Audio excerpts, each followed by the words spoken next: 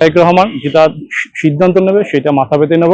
আমাদের ছাত্রদলের অভিভাবক জনাব তারেক রহমান যেটা সিদ্ধান্ত নেবে আমরা সেটাই মেনে নেব।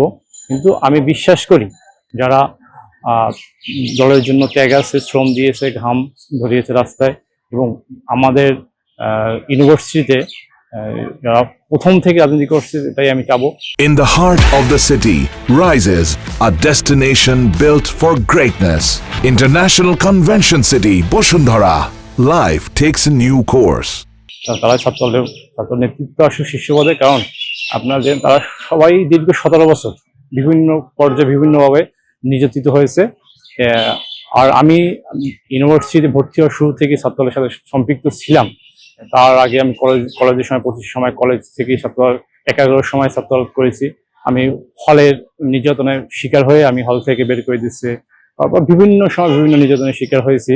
এই জন্য আমি জনাব তারেক রহমানের কাছে অবশ্যই প্রত্যাশা করবো যেন আমি শীর্ষ নেতৃত্বে আসি।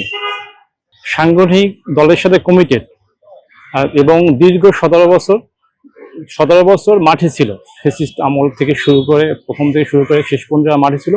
অবশ্যই আমি মনে করব জনাব তারেক রহমান, শুধু তা না, যারা তৃণমূলের সাথে নিবিড় সম্পর্ক তাদের কমিটিতে যাচাই বাছাই করা উচিত। কারণ তৃণমূলের সাথে সম্পর্ক না হলে কিন্তু সংগঠন আগানো যায় না।